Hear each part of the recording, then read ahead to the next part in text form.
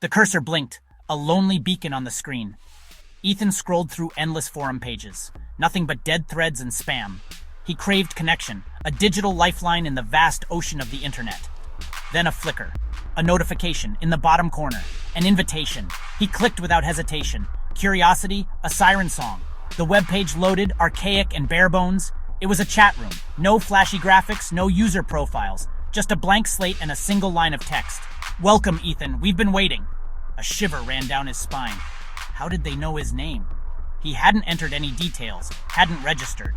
Unease warred with intrigue. He typed a tentative hello into the message box. The reply was instant. "Ethan, there's no need for pleasantries. We know who you are." He stared at the screen, heart pounding. This was different. This was wrong. He went to close the tab, to sever the connection, but his finger hovered over the mouse. A morbid fascination took root. He had to know more. The chat room was alive with activity. Dozens of users, names hidden behind cryptic aliases. Their conversations were cryptic, riddled with inside jokes and shared experiences that Ethan couldn't grasp. He felt like an outsider peering into a private club. He tried to blend in, asking innocent questions, but the responses were cold, dismissive. They weren't interested in him. They were interested in themselves, in their own twisted game. Then, a message flashed across the screen, directed at him. "Ethan, you're wearing a blue shirt, right? The one with the faded band logo." His blood ran cold. He was wearing that shirt. He glanced around the room, suddenly paranoid. Was he being watched?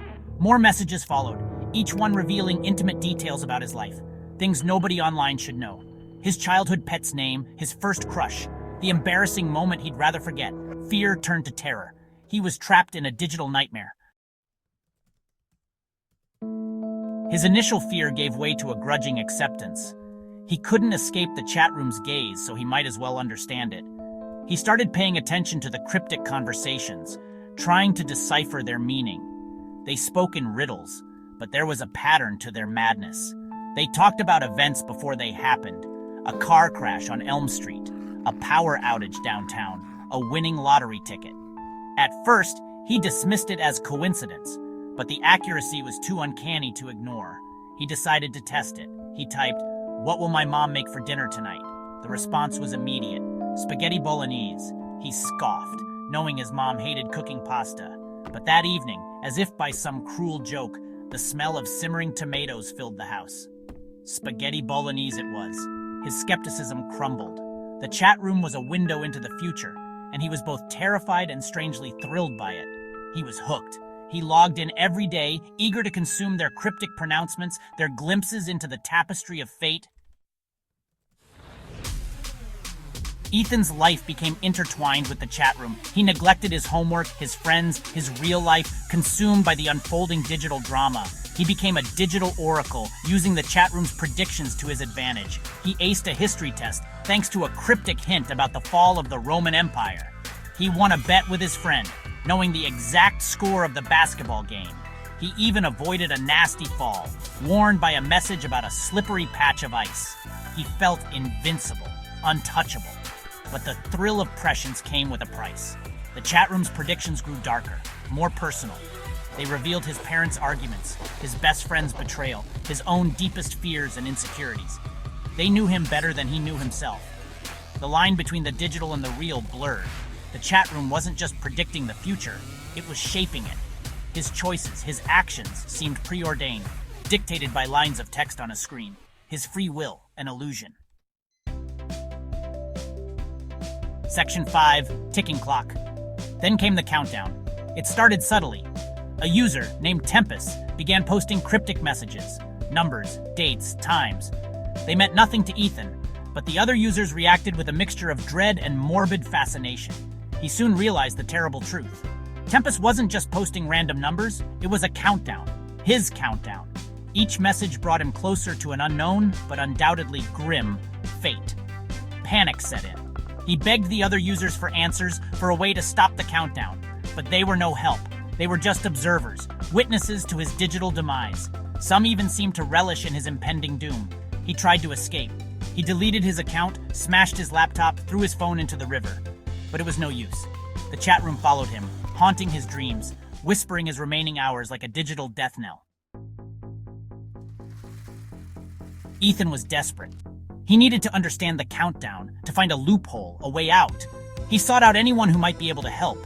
Tech experts, conspiracy theorists, even his eccentric old neighbor who claimed to have built a time machine in his basement.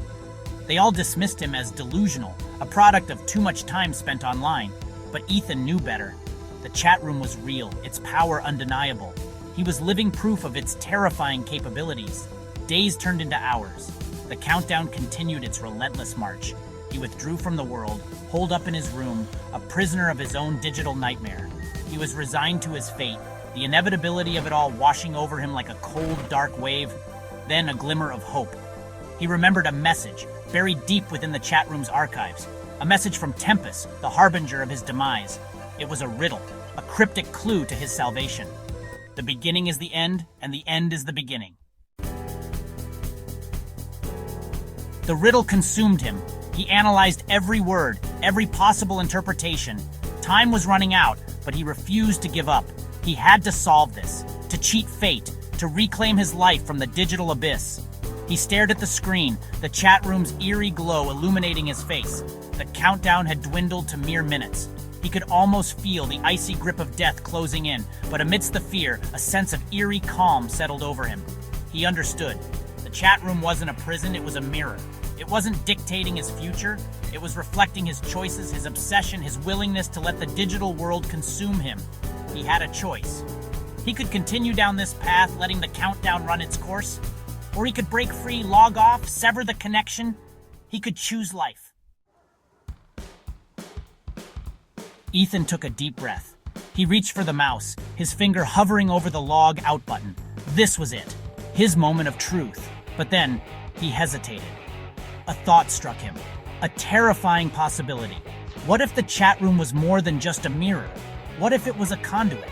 What if by logging out, he wasn't escaping but entering a new, even more terrifying reality? He imagined the chat room's digital realm bleeding into the real world. The cryptic usernames becoming flesh and blood, Tempest, the harbinger of death, standing on his doorstep. He couldn't risk it. His finger trembled, hovering between the log out button and the message box. He had to know. He had to be sure. He typed a single, desperate question. Who are you? The response was instantaneous, but it wasn't from Tempest or any of the other cryptic users. It was from the chat room itself. The message was simple, chilling, and utterly unexpected. You are. The screen flickered. The countdown reached 0. Ethan stared in horror as the chat room began to change, the familiar interface dissolving into a swirling vortex of colors and code. He tried to pull away, to close the laptop, but it was too late. The vortex reached out, tendrils of pure digital energy wrapping around him, pulling him into the screen. He screamed, but the sound was swallowed by the digital abyss. He was gone, his consciousness absorbed into the chat room, his existence forever intertwined with its digital ether. He was home,